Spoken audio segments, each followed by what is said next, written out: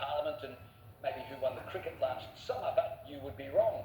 I took a look at the test this week, or more accurately, the practice test thoughtfully provided online by the Department of Immigration.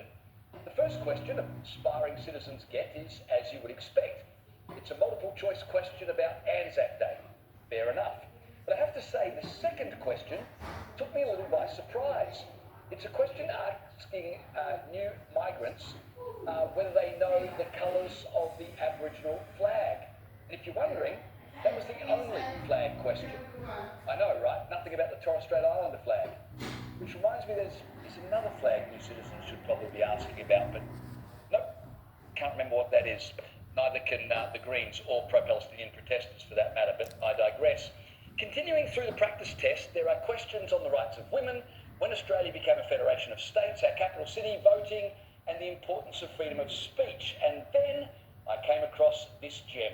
Who can deliver a welcome to country?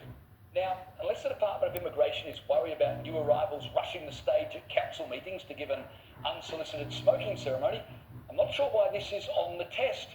Most Australians, according to surveys, find welcome to country more divisive than unifying, but new citizens are being taught through the citizenship test, or at least the exam provided by the Immigration Department, that welcome to country is one of the great pillars of Australian identity, right up there with free speech and separation of church and state. I actually think it's pretty funny when you think about it. Nothing says to immigrants, welcome to your new country, like making sure they know they're never allowed to welcome people to their new country. Joining me is Centre for Independent Studies Indigenous Forum Director Warren Mundine. Warren, there are only 20 questions in the test. Are you surprised that protocols around welcome to country are considered important for new citizens to understand? Just first of all, I'm not a director at the Centre for Independent Studies. I haven't been there for a few months. Anyway, look, I'm surprised by the questions.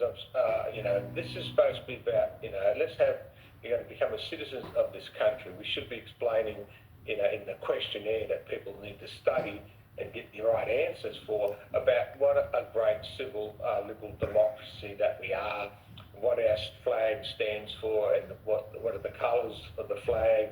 How do we have our parliamentary system? How do we have rights, liberties and freedoms and all those type of questions. But then they have, I remember when you used to see the old war films, in the black and white war films of America, they used to ask the baseball question. Well, I don't mind them tossing in the cricket question or who won the AFL or the NRL, but it's, I just find it strange that, this is one of these watered down woke type things that, we should be, we should be taking the opportunity to really sell the country. Well, I notice you've got the Australian flag behind you. What do you think about the fact the practice test, at least, asks about the Aboriginal flag, but doesn't mention at all anything about our national flag? I think that's very odd for a citizenship test. I think it's bizarre. Actually, no, it's more than odd. I think it's disgraceful. If you're going to come to, I don't know about the citizen test in the United States or other countries, but I'm sure there is a question about the flag and what the United States flag stands for and why they've got stars and banners and stuff like that. Look, we've got the Federation Star, we've got the Southern Cross, and we've got the Union Jack in it, and the colours of red, white and blue. I think people should understand what those colours actually mean. I'll be surprised if a lot of Australians don't even know what they mean, because when I was at school, we used to be taught all that stuff, but I don't think they actually do that anymore. So, Warren, when you've only got 20 questions, and at least two of them, the flag question and the welcome to country question, seem more ideological than essential to national identity, what do you think is going on here? Well, is this what accidental, they're doing or is...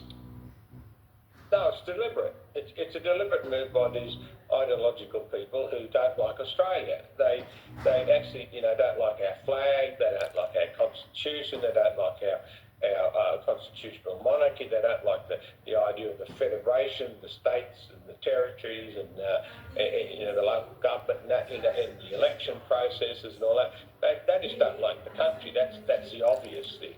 because, you know, if you do love Australia and you do love this place, which it is a fantastic country. It's one of the best countries in the world, and it's one of the most freest and liberty loving countries in the world. You know, you would have those questions. You know, what is the flag? What is the colours of the flag? What do those colours mean? What does the Southern Cross and the Federation Star and all that means within our flag, and the Constitution? You know, what are the strong things about our Constitution in regard to liberal democracy and the freedoms and liberties that we have? These things should be straight